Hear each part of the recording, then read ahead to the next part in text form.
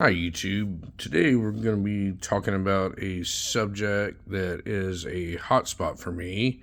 It is firearm collecting and the reasons people do it and why you should do it and why you probably should not do it. This may go a little bit long, this video may be, but if you'll hear me out and listen to each and every one of these, maybe you'll have a better understanding of what I think. I've got a few examples here that I handpicked out of some stuff that I have, and there's reasons why I have each and every one of these here in front of you. There's stuff that I probably could have brought out that would make people happy, and there's stuff I've left out that people probably want to see, but it really doesn't matter to me. This is my video, and I'm going to do it the way I want to do it. So, firearm collectors. For the most part, they're wingnuts, and most of them have no idea what they're doing. Most of them collect firearms for the monetary value that they have. And if you're collecting firearms for the monetary value and relying on firearm values to take care of you the rest of your life, you're probably in the wrong game. But if you're a collector of firearms because you're an enthusiast like me, probably doing it for the right reason. None of these things here in front of me will take care of me the rest of my life. None of them will. Doesn't matter what they cost. I'll go over the cost of some of them. Some of them I will not go over the cost of, and that's for very specific reasons, because I place very small value on what something costs and what something's worth. I have this stuff because I personally like it and for no other reason. Been in the firearms since I was a little kid. I started off with my dad, and he got me into these, and I appreciate them. I appreciate them for what they are. They all have a different purpose and a different reason why I like each and every one of these.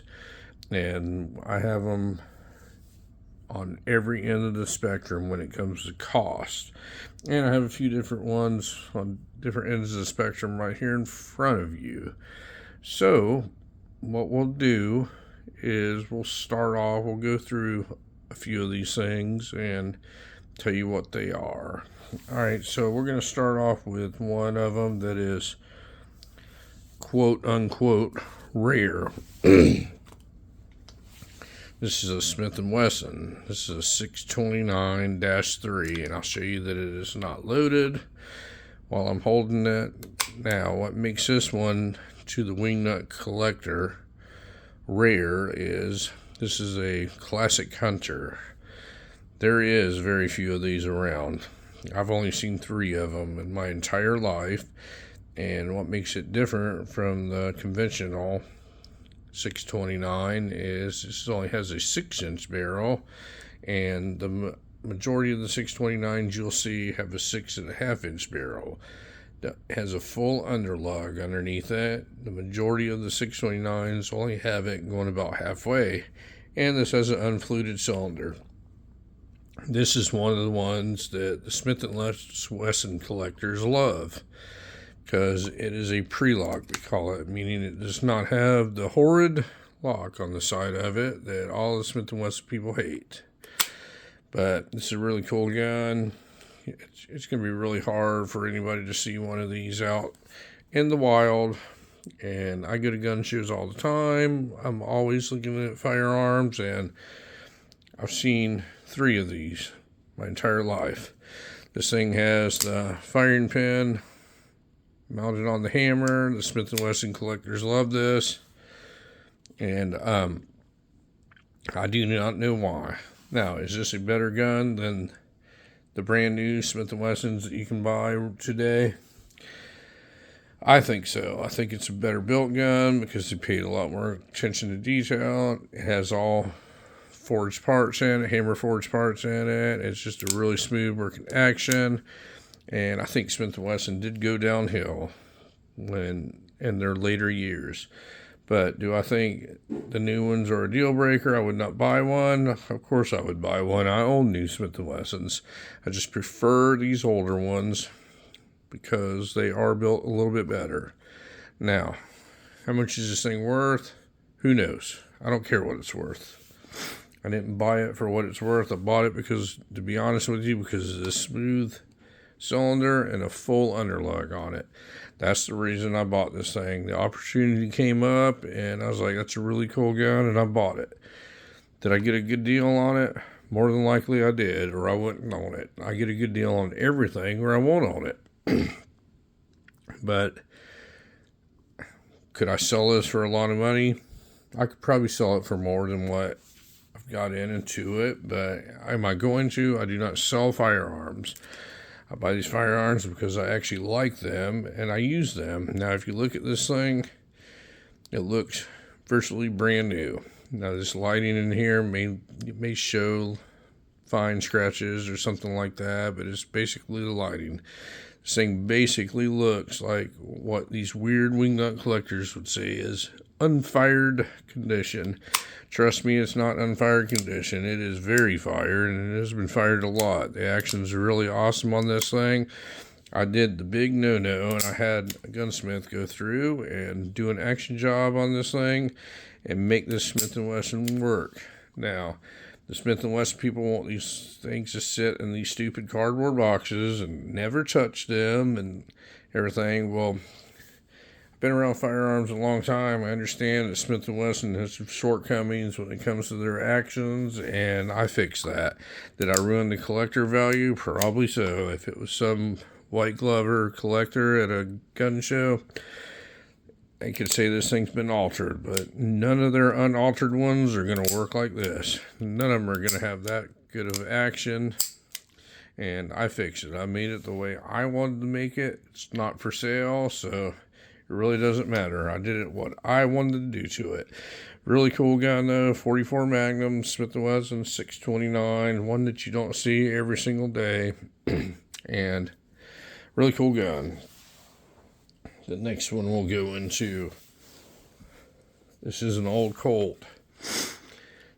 I've showed every one of these weapons on different videos. They all have videos of their own, so I'm not really going to go too far into detail with them, but I'm just going to tell you what collectors' wingnuts are. This gun's not loaded, as you can see. This is an original World War I Colt. This thing was made in 1918. And it does have some wear and tear on it. It's probably got about 60% of the finish left on him. Now, this is a collector wingnut gun. This gun would be extremely expensive if you were to go out and find one. And normally I don't care about correctness, if you will. But with this one, I wanted it to be all correct. And I was looking for a specific type. I wanted a real Black Army from the military, and that's what this is. Now, all the people that go out to gun shows, all these little dealers, they're all out to rip people off. And folks, that's not what we're looking for in the gun community. We want people that appreciate firearms for firearms, not on how much money they can make on them. And this one actually is a true Black Army. Everyone you see at the gun shows, they will label them as a Black Army, and they're not. You got to know what you're looking at, and I do know all the collector lingo, and I know all the stuff about every one of these things that I own, and this one is correct. This is a Black Army. The majority of them are not, and this is an exceptional example of a Black Army because it actually has finish on it. A real Black Army normally probably will not have very much finish left on it. But this is made in the latter part of 1918. The United States property roll mark is on the right hand side, and the horse is right in the middle. So this serial number falls right in the Black Army line. If it was in early 1918 and before, the United States property would be right here on the frame on the left hand side, and that would immediately eliminate it from being a true Black Army. But this one really is. Everything matches on it. All the marks on the barrel all match on it. All the internal things. It's got the correct number of lines on the checkering right here on the grips. Everything is correct on this. This is one of the things that I wanted everything to be correct for. Now, people get ridiculous prices for these things. It's almost unheard of. Because, to be honest with you, you could buy a $600 or $700 1911 that would probably work a lot better than this one. Being how this one's got 100 years with the wear on it, it's got some rattle to it. If you can see the slide, the frame fit isn't the greatest because it's 100 plus years old. But people buy it because they think it's an investment. It's not an investment. It's a cool piece of history is what it is, and that's why I wanted it, and that's why I have it. I did not buy this thing to gain in value so it would take care of me in my retirement years. I bought it because it was cool. I wanted an old Army Colt, and I got it. Let's move on. This is a Glock. Now, many people want to know why I have a Glock here. There's nothing collectible about Glocks, but if you want to be honest, nothing's collectible about any of this stuff. This is a Generation 5 Glock, and I had a guy make a comment on one of the videos about he was jealous of this thing because it's a Generation 5 and it doesn't have the front serrations on it. Folks, it doesn't mean anything. There's nothing to be jealous of. It's a Glock. Glocks are Glocks. They're all the same. They're all, for the most part, black, and they all work all the time. This one just happens to be an early Generation 5 before they started putting these serrations on the front of it. It's the only difference. Other than that, it's a Glock 19. It's not loaded. It's one of the most common firearms. It probably is the most popular firearm in the world right now. Anybody collects Glocks for their collector value are wingnuts. That's the bottom line. They're absolute wingnuts. I know a guy who actually has a safe full of police department Glocks. He has them on the top shelf in a safe, and he has a bunch of blue light shining on him, and he's so proud of his Glock collection. He doesn't shoot any of them. Well, he's an idiot. I actually like the guy, but he's an idiot. These things are all meant to be shot. Every one of these things gets shot. Now, some of them get shot more than the others because I have quite a variety of them. So I can't take them all every time I get the range, but every one of these guns gets shot. This one gets shot a lot. It's just a regular 9mm Glock 19. But people, there's nothing to be jealous of. This guy probably has a Glock 19, and he said he was jealous of this one. His is no better or no worse than this one. This one just happens to be one of the first released Generation 5s before they had this on there. And actually, I like it better. It looks more like a Glock without having those front serrations on them. I have them in both configurations. It just, this 19 happens to be a Gen 5 with no front serrations on it. But is this a collector gun? Once again, none of these are collector's guns. It's a gun. That's what it is. It's meant to be shot. It shoots ammunition out of it, and it works very well. Let's move on down the road. Now, if you look at these 1911s, now a 1911 collector would be drawn to this, or a military collector would be drawn to this. Well, all those people are idiots. It just blows my mind. These collectors, you want this thing because it's a piece of history. And if you go into the 1911 collector, they would want something like this. This is a Wilson Combat. This is more of a modern 1911. Now, is this a collector gun? It absolutely isn't. I'm going to show you it's not loaded too. The only thing collectible about this is it's a really good shooter. This gun was hand built to be one of the most accurate guns on the world. It's got an exceptional trigger on it. It's got a whole bunch of options done to it that the older 1911s don't have. This is the best of the best. This is when you want something that's going to work better than something that costs a lot less. You usually get what you pay for, but are you going to get what you got into this thing out of it? No, you're not. That's why collecting firearms for monetary gain is never going to work. It never has worked, and it's never going to work. You need to look at buying something else if you're looking at trying to make money off of something, because firearms is not where it's at. It's like buying a new car. When you buy a new car, you're not going to get out of it what you paid for it. There's a few examples here and there that you will, but They're very few and far between. And buying this gun for what these things cost, first of all, it's going to be very, very hard to find the average person that's going to spend this much money on a handgun. And they're going to have to appreciate what they're looking at, and they're going to have to know why it costs this much. And you can make the argument that this thing doesn't do anything any different than this thing. The Glock collector who started his Glock collection, he thinks just as much of his stuff as the Wilson combat collector. Well, they should. You buy what you like. You don't buy it to resell it. Let's move to this one. This is the Taurus 9mm. I'll show you this unloaded. And price-wise, it's probably the least expensive firearm in this group right here that I've handpicked out. And I picked them out all for a reason. This one's very inexpensive, and this is for the person who, let's say, only wants a gun for self-defense to carry on them or to take to the range. This fills all the voids, and if you're on a budget, this is the way to go. You can get this gun so inexpensive, and it's so reliable. Such a good firearm. I've got a video on it. It's gotten more views almost than some of these real expensive ones. The guy that has this in his firearm collection, there's nothing wrong with that. But the guy that has the Glock right here will make fun of this guy right here. And the Glock guy's an idiot. This guy bought what he could afford, and he bought what worked.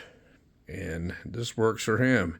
As you can see, if you know anything about firearms, some of these things are pretty expensive. Well, I own this, and I think it's awesome. It works really well, and it shoots really, really well. It's very reliable. It's well-made firearm. There's nothing wrong with it. So, if I was a collector, I would say this is in my collection. And I didn't buy this thing to resell, and I'm not going to make money on it. I bought it because I like it. I've recommended this gun to a bunch of people who aren't going to go buy it for a $5,000 Wilson Combat. There's no reason. They don't see a reason to spend that much money on a handgun, and they're right. It's not for them. It's not in the cards for them. They don't appreciate, or not that they don't appreciate, they don't see the value in spending that much money on a gun. They want something that works. It can take the range every now and then, and it will work if they ever needed it. And that fills that void right here.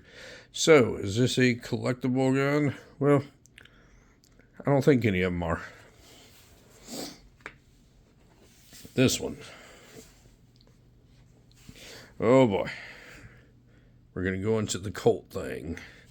Now, the reason I chose this one, this is a modern one right here, and this is probably my favorite modern Colt.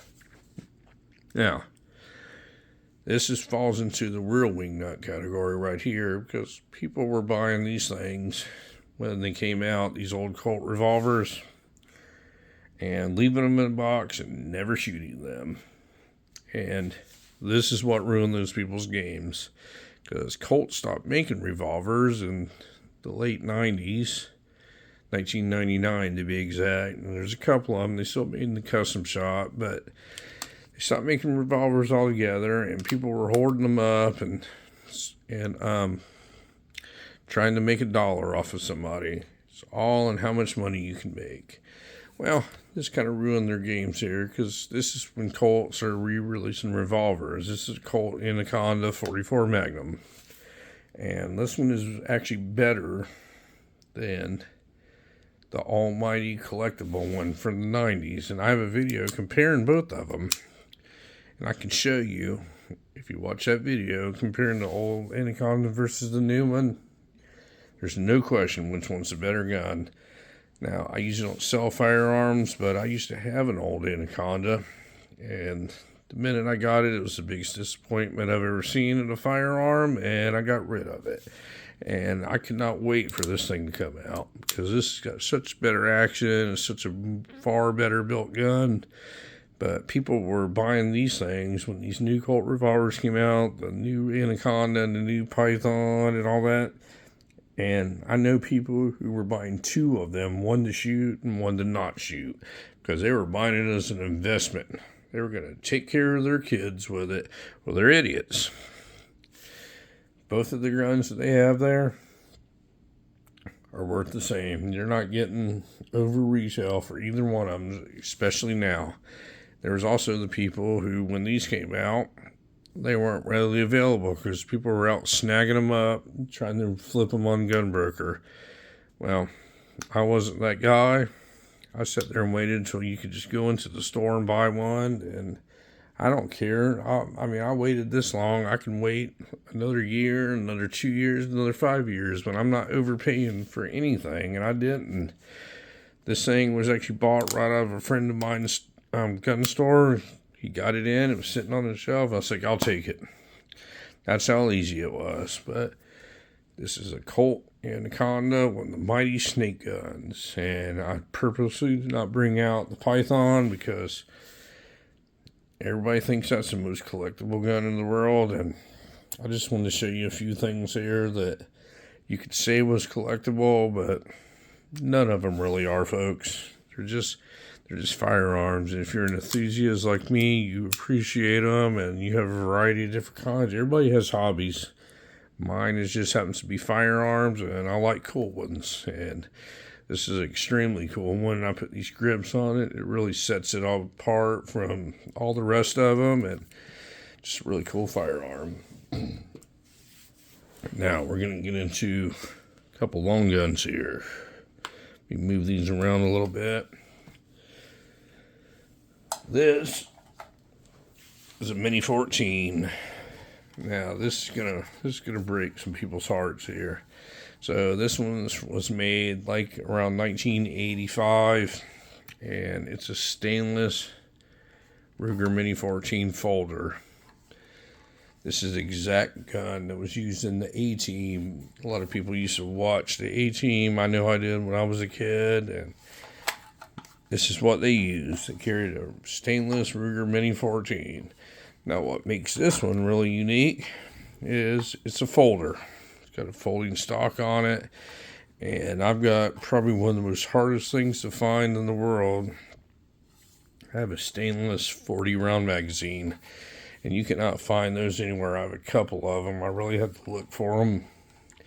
Now, I got this gun just because it looks like the 18 gun. And I put the same kind of sling that they had on there. I got the 40-round magazine. Now, what would turn this off to the collector? Well, I'll tell you. This was not originally a folding Mini 14. This has actually got a Samson Ruger folding stock on it. You look really close right here. Let's see if I can get this to focus. This is who makes the stock. It's a licensed Ruger stock. It's reproduction. And it's exactly who made the original folders. Now, people will pick that apart. The collector crowd will pick all that apart and say, well, that's not a real folder. Well, it sure looks like it to me. It folds up. Looks just like the one that was on the AT. And it doesn't command as high a price, folks. I'd rather go this route. This is what I wanted. This is what I want it to look like. And it looks exactly like I wanted it to look. Now, Mini 14s.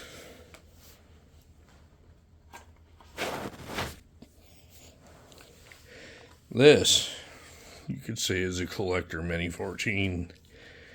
This is a first-year production Mini 14. Literally the very first year they ever made them in 1977. Does that make it any better than the ones today? I don't know. They're about the same price. This one just doesn't have the little stop on top of it. That's the only year that they didn't do that, to my knowledge. But this is a first-year production Mini 14. The heat shield's made out of wood, and that's why I got it. Did I get it because it was worth more? Nope. Got it because it was a cool Mini 14, just in stock bare bones configuration, and it had the wooden heat shield on top. People will think this is a collector's gun, and they will pay more for it, or they'll ask more for it, but you shouldn't pay more for it. A Mini 14 is a Mini 14. No matter how you look at it, they're all the same. You want to get what you're looking for. You don't want to get something for how much it's worth.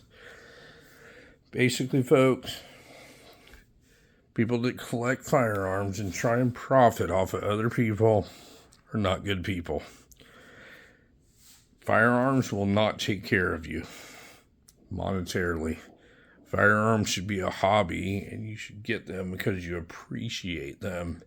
You should not buy something in hopes of making a profit. That's why this stuff costs so much, because people will continue to try and flip stuff to make a profit. And something is worth what you're willing to pay for it. Okay, this Glock here, and 2020, when the pandemic hit, you couldn't find one of these things anywhere. And people were buying every one that they could find on the shelf, and they were trying to flip them for $800 and $900. Anybody that pays $800 or $900 for this needs to have their head examined. These things are $500 guns at the most. That's what they cost. Nothing more. That's what they sell for. If you went and bought one for $800 or $900, and then you're in the hole and you need to sell it tomorrow, and this is now 2023, you're not getting your $800 or $900 back for it, and you were an idiot for buying it for that much. But if you bought it just because that's what you wanted and that's what it costed at the time, well, you didn't overpay for it, did you? Because that's what you wanted, and it was worth that to you. Now, my problem is not the guy that wanted to buy this in 2020 and had to pay $800 or $900 for it. That's why he felt it was worth to him, and that's what he paid for it. My problem is the guy that buys the thing and's hoping to make a profit off of it, and he wants to list it online for $900 and then get offended when everybody says they're not paying that for it. It's no different than 2008 when they were giving mortgages to anybody. And people overpaid for their houses, and then when the housing market crash came down, they stopped paying their mortgages because their house supposedly wasn't worth what their mortgage was. Nobody thought that the bank doesn't want to own those houses. You agreed to pay $400,000 for this house that now is worth $200,000. It was worth it to you when you bought it, so therefore you should pay for it. People don't understand that. So they let them all go back to the bank, and they caused a major financial crisis, and everybody had to pay for it. Same thing with this. When you start flipping firearms and asking these ridiculous prices, you're driving the price up for your fellow gun community. And I want everybody to think about that when they start thinking about collecting firearms. Firearms are not collector's items. They're cool. You buy them and you use them. You have fun with them. But I've let this video go a little long, folks. And if you have any questions on any of these firearms or any of my thoughts or anything, feel free to ask me. I'll answer any questions you want. I'll be as honest as I can possibly be with you. And I am not a firearm collector. I'm a firearm enthusiast, and this is not everything that I have here. I use these as a few examples because these are something unique about each and every one of these. But there's nothing special about them. There's nothing that anybody couldn't own. It takes a couple dollars to own a couple of these, and you can buy better stuff for probably less. But this is just what I like. This is not going to take care of me. This is not my retirement account, folks. But anyway, folks, thank you very much for watching my video, and you folks have a great day.